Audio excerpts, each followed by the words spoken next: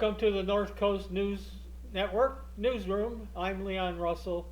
This is the newscast for September 30th, 2020.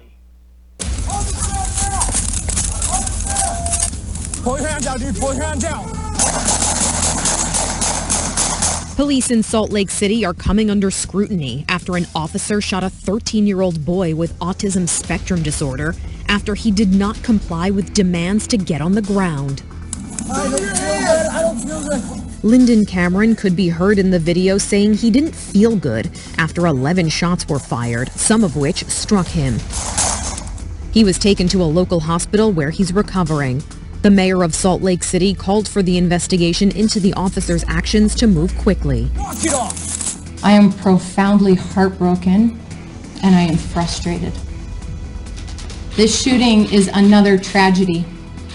It's a tragedy for this young boy, for his mother, and for families and individuals who have acute mental health needs.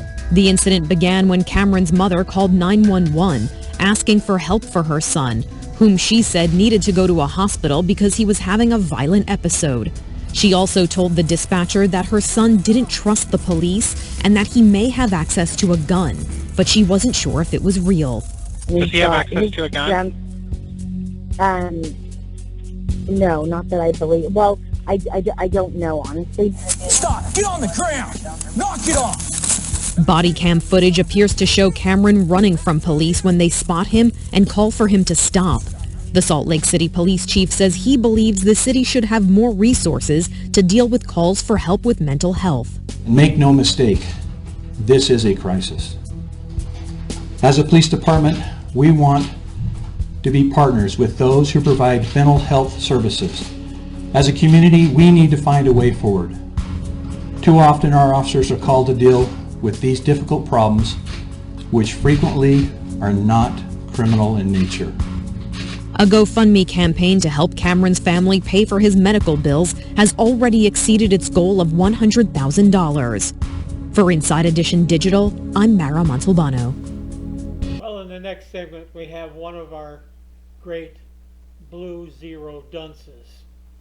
The policeman shouldn't have done what he did, and we have a civilian dunce because the woman shouldn't have done what she did. Well, here we go. The Ohio woman who was tased at a middle school football game after refusing to wear a mask. She was arrested and charged with trespassing after refusing to leave the stands where masks were required. TJ Holmes is here with more on this. Good morning, TJ. Cecilia, I feel like I need to start by telling viewers, yes, you heard Cecilia correctly. A dispute over a mask led to a woman being tased by a cop at a middle school game. Of course, no, it should have never come to this. And as shocking as this video is, you're about to see, it might leave a lot of mask wearers wondering, what is your right to refuse and what is law enforcement's ability to enforce?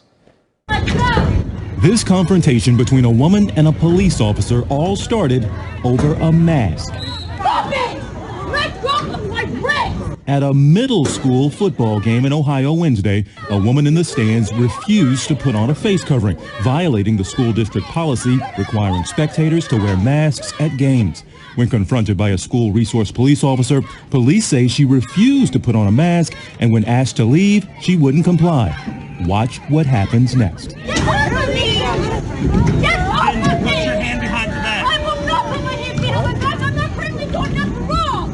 The officer explains that she's being arrested. When she continues to resist, he uses his taser. You can hear other spectators in disbelief. This is over a mask. The scuffle continues as the officer handcuffs her and tries to remove her from the stands. We've done this how many times together? How many times have we... Police say the woman is Alicia Kitts and that she told them she refused to put on the mask because of her asthma. They also say Kitts wasn't technically arrested for not wearing a mask, rather saying in a statement she was asked to leave the premises for continually violating school policy. Once she refused to leave the premises, she was advised she was under arrest for criminal trespassing. She resisted the arrest, which led to the use of force. Outrage over the video prompted Superintendent Monte Boehner to place the school district on lockout after receiving threats on Thursday, though none were found to be credible. He says the district has done their best to make the mask policy clear. We have signs in our stadium. We remind parents when they come in. We do public announcements. Be sure to wear your mask. Kids are watching. So I think as adults, we have to follow the rules. We've seen instances before, whether on the football field or the friendly skies. Tense moments over mask use.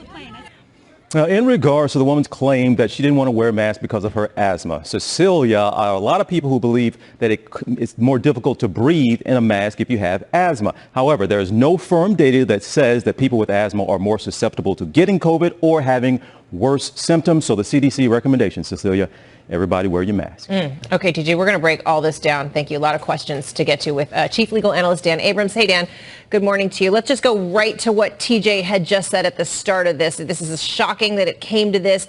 So what are the rights? What's the breakdown? The rights for the woman, the rights for the school? Well, so I think we need to be clear again, as TJ pointed out, the police would say that she wasn't arrested for not wearing a mask.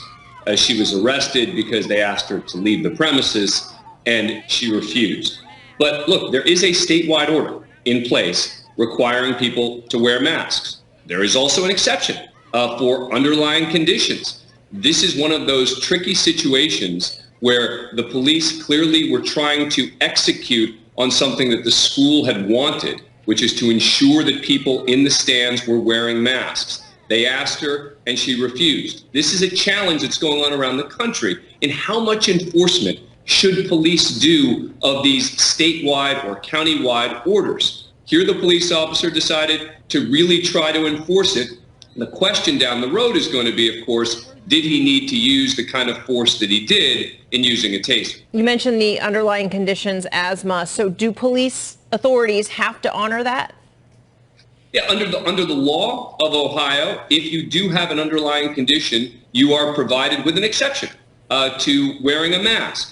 But again, making these sorts of calls on the fly, as was the case here, does get difficult. And this goes again to the question of how hard to enforce these kinds of orders instead of just simply saying, hey, you're supposed to wear a mask, a reminder, versus if you don't wear a mask, we're going to get you out of here. So we've seen cases like this, people not being allowed to travel on planes. We're seeing this woman removed from that stadium there. Where do cases like this end up going? Are people doing jail time? Are they getting actually charged in the end? In almost all of these cases, the cases are being dismissed and resolved amicably. All right, Dan, thanks so much.